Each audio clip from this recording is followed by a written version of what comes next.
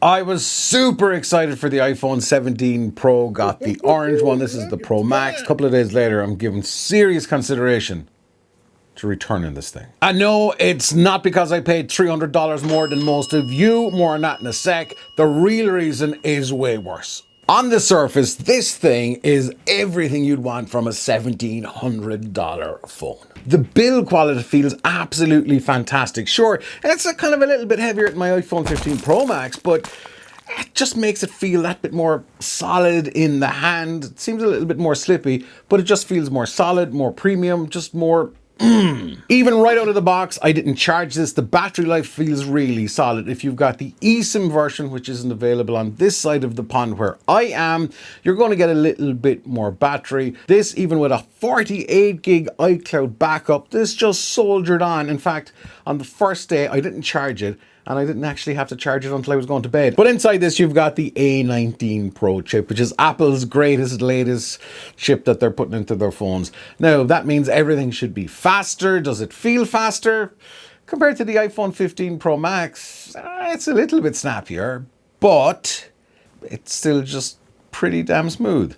I use Lightroom Mobile on this a lot, same with all of my iPhones over the years, and does it feel any faster? It doesn't feel any faster. I'm sure it's rendering faster, but we're not talking a night and day difference either. For me, in reality, the speed bump isn't something I have noticed for the last couple of days. All of that is fine, okay?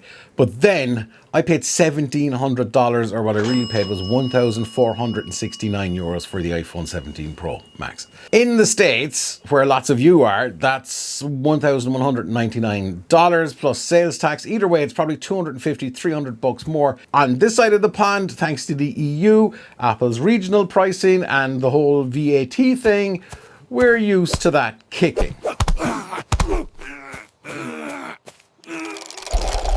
And honestly, dropping $1,700 on a phone feels like torching money, unless this thing absolutely delivers. And that's not really why I'm considering returning it. Apple have really done it with the cameras this time around, and not in a good way. As soon as I got this out of the box, I wanted to test out the 4X, the telephoto, the 48 megapixel sensor on the telephoto lens. I was like, wow, this is going to be amazing. Big, huge files to work with, all of that data. And I took a picture of my shoes and I looked at the photo, and it wasn't a 48 megapixel photo. It was a 12 megapixel photo. Me being me thinking, I probably screwed something up in the settings. Even at that point, I hadn't looked at any of the settings, so I figured, even though it says RAW is on, I probably haven't turned it on. Took the same picture of the shoes, and boom, another 12 megapixel photo.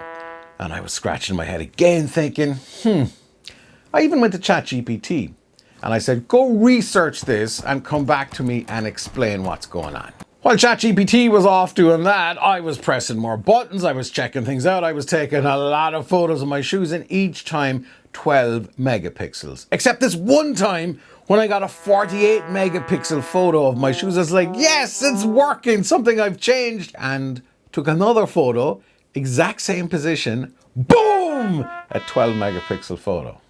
What the actual fuck? Anyway, ChatGPT came back, it dropped a couple of knowledge bombs. I was looking at comments and videos, even from the 16 Pro, and it turns out that for you to get the full 48 megapixel photo out of the telephoto lens or the ultra wide or any of the lenses with the new sensor, it has to be the right conditions. Now I'm thinking this is a well-lit studio, there's a bit of daylight coming in, it wasn't dark. I was like, that's pretty right conditions.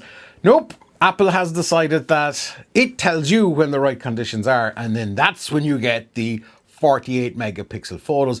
Basically, Apple goes at 48 megapixel photos, this is kind of going to look a bit shit. So we're just going to use all of our quad pixels, bin it down, and spit out a 12 megapixel photo. And I was really annoyed with that. Regardless of how it looks, if you're using a Pro phone and you're using Pro mode for 48 megapixel photos, it should give you a 48 megapixel photo no matter what. In fact, my iPhone 15 Pro Max, as I just turned on the flashlight, dear God, my 15 Pro Max will give me a 48 megapixel photo on the main camera whenever I wanted. So I went to bed that night really annoyed, and I'm saying to my wife, I'm going, I'm thinking of sending this thing back. Because I don't want Apple to tell me what to do with their product. I want what I want when I want it, not when they decide. Woke up the next morning, went outside, I'm like, okay, perfect conditions.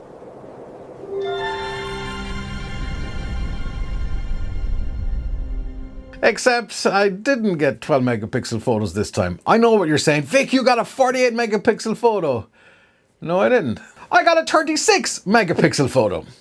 Countless times. Every photo I took, no matter with what lens, was a 36 megapixel photo. Except the 8X, which kindly gave me a 12 megapixel photo. For whatever reason, I've been around cameras a long time, been around phones and tech all of my life. Now, I'm not saying I didn't do it, but I am 99.999999% sure I did not change the aspect ratio. If you're at 1:1 aspect ratio, you only get 36 megapixels. Apparently overnight the phone was changed to an aspect ratio of 1:1. Either way, that was one problem fixed. And then I'm like, okay, maybe it doesn't like my shoes. I'm gonna go outside. It's bright, it's daylight, it's morning time. We're going to be getting ourselves 12 megapixel photos. No more. 48 megapixel photos, here we come. It's like 10:45 a.m. Let's just see now, does this make any difference? The worst part, the 4X telephoto feels like a step back from the telephoto that's on the iPhone 15 Pro Max, a phone that's over 2 years old. Why? That was a 5X. Okay, it wasn't 48 megapixel sensor, so you're giving up a little bit. It just feels like a tiny step backwards. And then you've got the 8X, which is just a crop on that. I gotta be honest, they're using their fusion jiggery pokery here on the 8X. It does look pretty damn good. I will give them that. You put all of these into video, even this shot here of a ferry going by. I mean, it looks really good. And speaking of good, the photos out of this thing are fantastic. Are they night and day difference from my 15 Pro Max? Not really. But they are still top notch. And yes, that 48 megapixel sensor, when Apple decides, yes, you can have a 48 megapixel photo, it's good. After hours that night and the following weekend just digging into it, and every time you're just looking at your photo, you're swiping up, hey, did I win the lottery? Did I get a 48 megapixel photo? I just got a 12 megapixel photo. It's probably not the biggest deal for Instagram or TikTok or whatever you're TikTok, who puts photos on TikTok? But nonetheless, when you're paying a premium for a phone, you want to be blown away. And I did struggle with that hugely. I'll put it like this. If you shot amazing photos in the last 12 months with your phone, you're still going to shoot amazing photos with this phone. But will they look as good? They look as good. Will they look a lot better? And I've got to say, I've upgraded the phone since the 5 to 6 or 7 every year except for the 16 Pro. And I have never contemplated returning a phone, or in fact anything to Apple, until now.